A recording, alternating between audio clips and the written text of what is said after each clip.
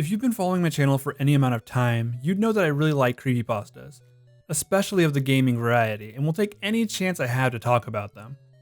I was looking around for a while to see if anyone had made an iceberg for gaming creepypastas, and I couldn't find one, so I guess that means I have to make one myself. I'm going to start by saying there are so many gaming creepypastas that I couldn't get through, and a lot that I just didn't find interesting. I spent the last week and a half just listening to, reading, and watching videos about all the gaming creepypastas that I could remember. It was a lot of research, but I think it'll be worth it in the end. I'm splitting this video into parts so it's not really just one long video, and also so we can make this iceberg together, as I'd love to get everyone's feedback in the comments. Each video will discuss a different section of the iceberg, so without further ado, let's start from the top.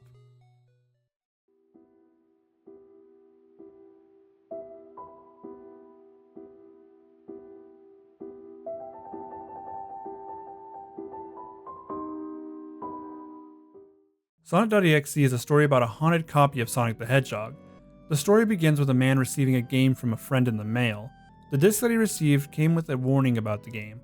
The note told him that he must destroy the game, that an evil entity was tied to it, and that he wasn't strong enough to do it himself.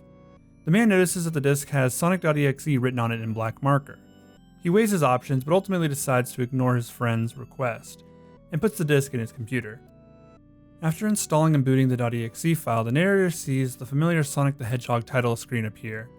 A split second after pressing the start button, the screen changes from the usual happy Sonic to a demonic version of the character. Sonic had black eyes with red pupils in the center and they were bleeding. The water in the background was now blood red and the sky had gone black. In the bottom left corner, he saw Sega 666. This screen flashed for a second before it loaded into the character select screen from Sonic 3. Tails, Knuckles, and Dr. Robotnik were all selectable, which the narrator noted as strange since Robotnik was typically the main villain of the game, and hadn't been playable at that point in time. The narrator selected Tails and loaded into the first level. The level's title was wrong, and it was just called Hill, Act 1. The first 5 minutes of the game was just a barren level, almost like it was incomplete. The music was playing backwards and it started to get lower as Tails traveled around. Eventually Tails would come upon the corpses of the animals that he and Sonic were supposed to save. They were all mutilated in gruesome ways. The bodies continued to stack up as Tails kept moving to the right. Tails then found Sonic, who was just standing there with his eyes closed. Tails approached Sonic slowly as Sonic continued to ignore him. As soon as Tails was close enough to almost touch Sonic, static began to cover the screen. Sonic opened his eyes and revealed the same red dots from the opening screen. A message flashed across the screen reading, "Hello, do you want to play with me?" The author talks about how creepy this all was, but continued to play anyway. What followed was the evil version of Sonic chasing Tails until he supposedly kills him as the screen turns to black. The next few levels are the same thing as the first. Knuckles runs from Sonic but isn't fast enough to escape him. Dr. Robotnik is the last character to be killed by the evil Sonic. Once Sonic had finished killing off all the characters available in the game, an image would pop up on the screen with a demonic picture of him. The text on the image read, "I am God." The creepypasta ends with the narrator finding a creepy Sonic plush sitting on his bed with bloodstains under his eyes. Sonic.exe would go on to inspire fan art, a total recreation fan game, and even its own community, totally in love with this evil rendition of Sonic.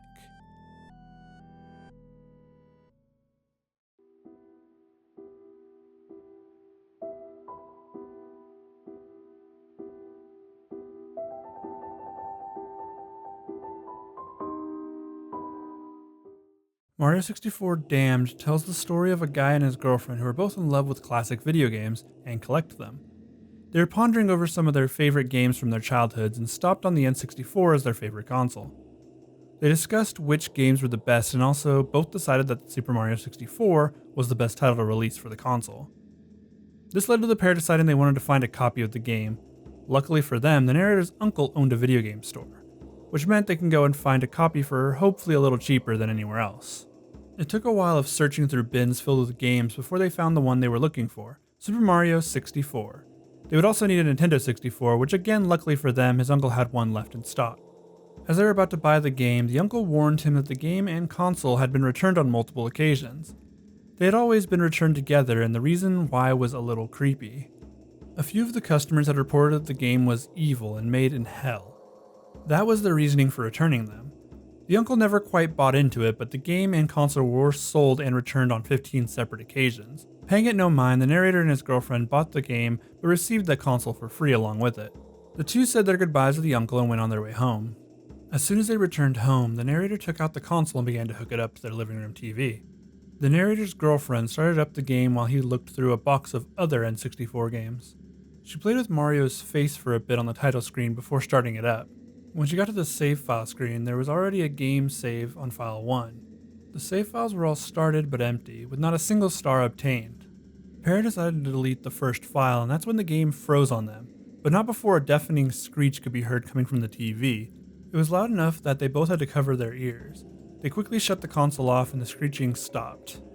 They turned on the console again to find that the first file that they'd tried to delete now had 66 stars on it. They proceeded to try and delete it again. The screeching started, but was louder this time, and the narrator had to pull the plug from the wall. After cleaning the game, which was pretty dusty, they started the game again and all the files were empty this time, as a new game usually would be. The narrator chalked it all up to the game just being dirty. The game played normally until they reached the castle doors. Opening them started the screeching again, but it only lasted 30 seconds before the game loaded into Big Boo's haunt. The level didn't quite look right. It looked way creepier than it had in previous playthroughs. The castle now loomed over Mario with blood and rust covering its walls. The sky was now a mix of black and red, and there were new parts on the castle where there hadn't been previously. The narrator started to move Mario, but as soon as he did, something fell from the sky. The pair stared in shock at the screen as they saw Mario hanging from a noose with cuts all over his body. There was blood all over his clothes, but the worst part was that Mario's mouth and eyes were both sewn shut. After the narrator unplugged the console again, the pair just sat on the couch for a while to process what they'd just seen. The narrator and his girlfriend decided they should call it a night. They decided they would return the game in the morning once the store had opened.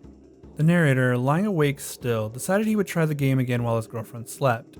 He crept into the living room and started up the console, selecting the second game file this time. The narrator got more gruesome scenes of Mario, Peach, and Toad strewn all about the castle. Mario was strapped to a table and Peach, along with Toad, were both already dead. The sickening sight made the narrator nearly vomit. The game continued to show Mario pleading for his life to be ended.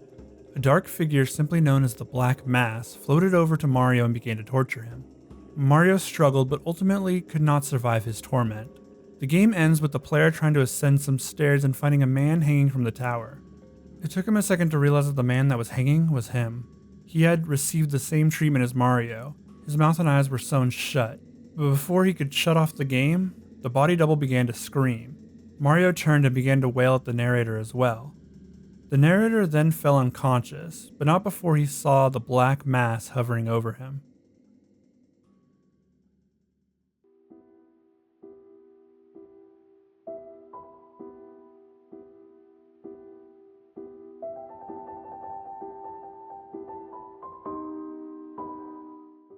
The Luna game was uploaded to Equestria Daily, a popular brony website, as a simple flash game. The game wasn't malicious looking in any way, so many would go on to download it. The game starred Luna and had music from Super Pony Beat playing as you jumped around the simplistic world of the game. It was a very basic platformer. The only goal was to jump from platform to platform. After 20 seconds of playing the game, one of two very dark images of Pinkie Pie or Apple Bloom would pop up on the screen. These images scared many of the players who didn't expect the jump scare in their brony game. A creepy remix of a song from the show would play along with the image. When the players tried to shut down the game, they found that they couldn't. The game couldn't be closed by clicking escape or by pressing Alt F4. The only way the game could be closed was by ending the process in the task manager. Once the game was closed, if you checked the folder where the game was downloaded, you'd see you had some new images and text files. The images were the same pictures you received at the end of your playthrough, repeated over and over again. The text files, on the other hand, all said that the end was nigh. This was also repeated in multiple files across your folder. The game was completely anonymous and no one had come forward, which made the game just a bit more creepy. It scared many players who all thought it was a virus, but it just turned out to be a prank by the developer. The game would go on to inspire 4 more games, all with similar gameplay and slightly more creepy images being used. The Luna game would even get a bit of a story to follow up the creepy prank that scared so many in the brony community.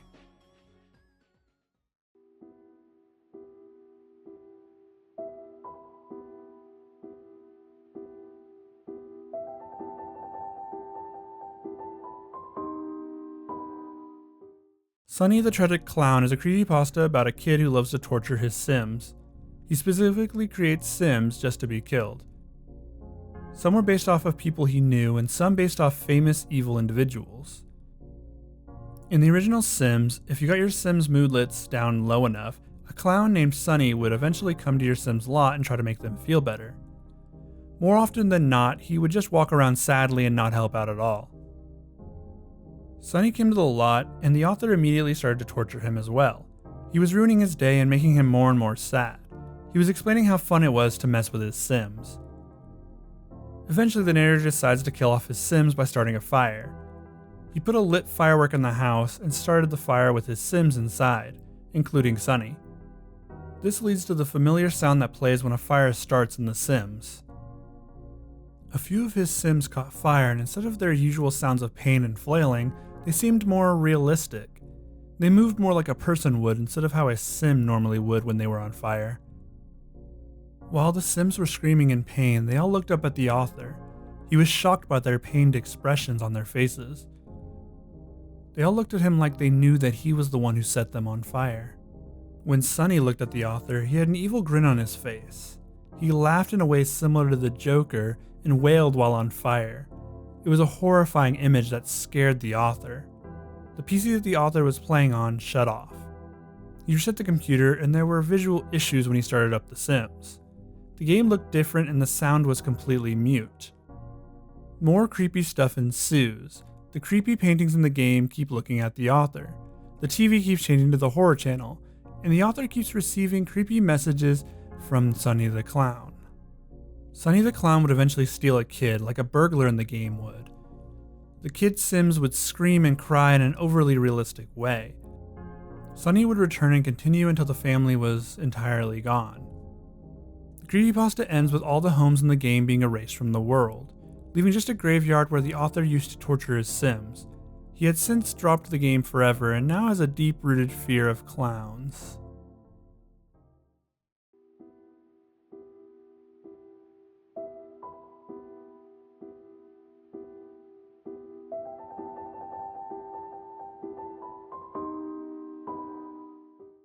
Mario is a creepypasta about a Super Mario World hack the author downloads from a popular hacking website. The game is described as being a Mario hack that starts out pretty normally, except for the messages in the game being very different. One of them reads that Mario is the villain and he has kidnapped the princess instead of the usual Bowser. This whole story makes Mario out to be the bad guy. It even has Yoshi talking about how Mario has trapped him in the egg that he was currently in. A pointed advice block even says, "I hate you." The other advice blocks had different messages written in them as well. Some stated things like, "But is there anything I can do to change your mind?" Another says, "This is the selfish way out." A message later in the story would say, "Don't you think you've done enough?" The author completes the first boss level and gets a disturbing message afterwards. This leads the author to the final part of the hack, where he is on a long road where he can only walk to the right. The author ends up in a world with a black background and small doors that he can't enter. Going right, the author ends up in an area where he can only jump off of a ledge and into a pit. Jumping into the pit, the author finds a pipe. The game ends there with the idea that Mario had died as the game had crashed. The story then picks up when the author found a file in the game's folder that he didn't know what to do with before. He changes the file from a text file into an image file, and this was shown on the screen with the caption of, "Find me."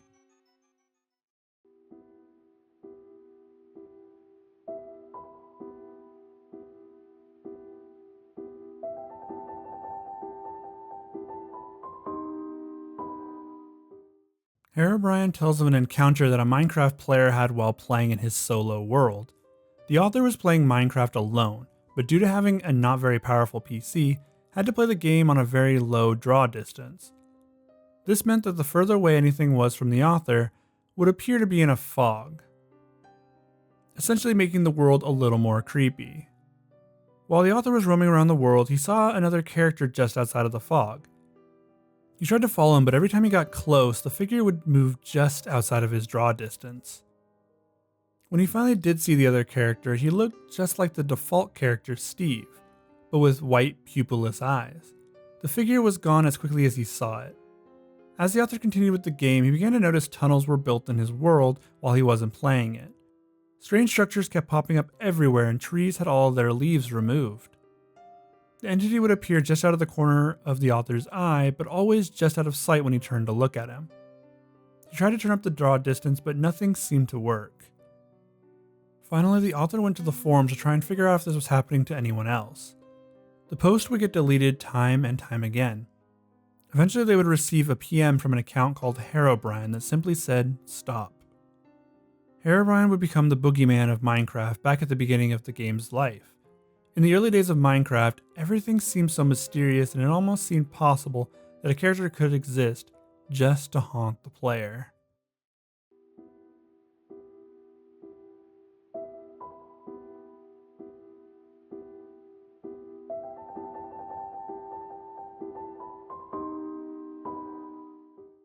Zelda 64 Beta tells the story of a Zelda fan who gets his hands on a red Nintendo 64 cartridge with nothing but Zelda written on it. He gets the game from a friend who received it from a woman whose son had gone missing. The friend didn't see the value in it, and so he gave the game to the author of the story. He took the game home and immediately started playing it. The first thing he saw was the title screen, just had The Legend of Zelda written on it. Nothing really in the background, no music and no animation. It was eerie for a Zelda game, which usually had this whimsical and fantasy-themed opening. He also noticed how the graphics were actually more detailed than Ocarina of Time, which didn't make sense since it was supposed to be the beta for that game. The graphics were better for the environment, but everything also looked more grotesque and realistic. The author would roam the world until finding a dungeon of sorts. It was well detailed, but the building looked gross, dingy, and rotten. There were blood splatters on certain walls of the dungeon to show where traps were located, something not common for the Zelda franchise, with the whole vibe being creepy and far darker than any previous Zelda game had been. Music began to play inside the dungeon the more he explored it. Moans were mixed with a discordant violin melody that played in the background. The moaning wouldn't loop, and it seemed to change based on the mood of what was happening in the game. The author goes on to detail a fleshy face built into a wall. He had to attack it until it died, and once it did, a door opened behind the face. Soon after, he realized he was in the tutorial of the game and had yet to see what the game truly had to offer. The world seemed to expand the more he explored it. Each time he restarted the game, it would have a different layout. He would get lost exploring the areas he felt familiar with every time he loaded the game. There were monsters that were just arms that would come out of the wall and throw him straight into traps if he was caught. Other monsters in the game were similar to what they would be like in subsequent Zelda games. For weeks on end, the author would explore the world of Zelda 64 Beta and find something new every time he played. He discovered the gods of that world and the lore that it contained. He was unable to stop playing the game. The game seemed to know he was playing and was creating new things for him to do. The game was changing specifically for him, and it wasn't content with him to just stop playing.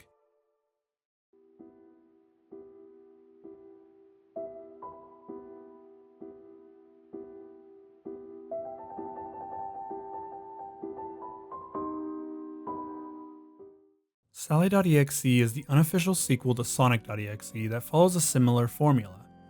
The author finds a copy of Sonicexe on eBay and is upset that he never had the option to buy the show in his region, as they never released the DVDs where he lived, so he couldn't let this opportunity pass him up. He ordered the DVD and it showed up the next day. When he put it into his laptop, he noticed that the DVD didn't work, but instead just opened the files that were located on the disc. In the folder was a file called sally.exe. This confused the author, but he clicked on the exe file anyways. It played one episode of the show, the episode where Sonic and Sally kiss. It was an odd episode choice, but he was surprised that the file contained only one episode when it claimed to be the whole series. Eventually, the author gets bored and downloads a Sonic game from the internet. Starting it up, he notices that the usual Sega sound at the beginning has been slowed down to almost sound demonic. The game started with Amy Rose, a character that never appeared in the Sega Genesis Sonic games. The title screen appeared, and Tails and Knuckles were X'd out already. The game let the author play as either Amy, who had holes all over her body, or Cream. After Amy and Cream had gruesome deaths, next came Sally. Sally was the author's favorite character, and he couldn't imagine anything bad happening to her.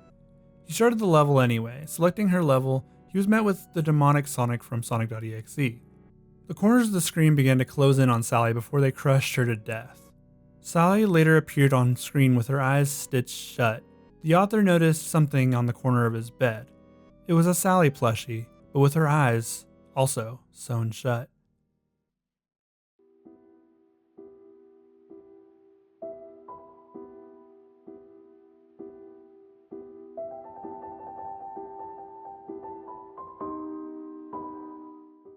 The author was playing games on the Xbox Live Arcade when he got an invitation to an Xbox Live party chat.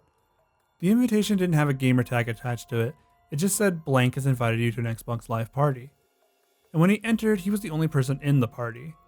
The author didn't think much of it as the person who invited him could have left before he joined, or it could have been a glitch in the system.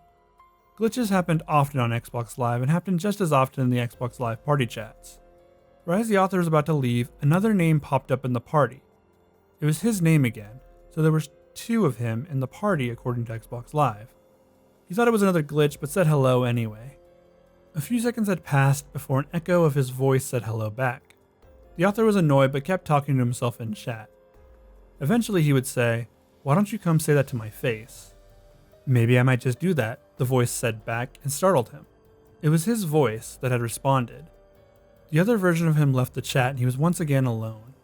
The author would receive another message from the other account before his Xbox broke with the smell of smoke coming from it. He tried to turn it back on and got the red ring of death, a problem that a lot of early Xbox 360s had. The story would end with the narrator getting his Xbox fixed and finding dozens of voice messages from the account with his name. The final voice message said, "I'm done waiting, I'm coming to get you." The last thing the author saw was his avatar on screen waving, but it wasn't at him.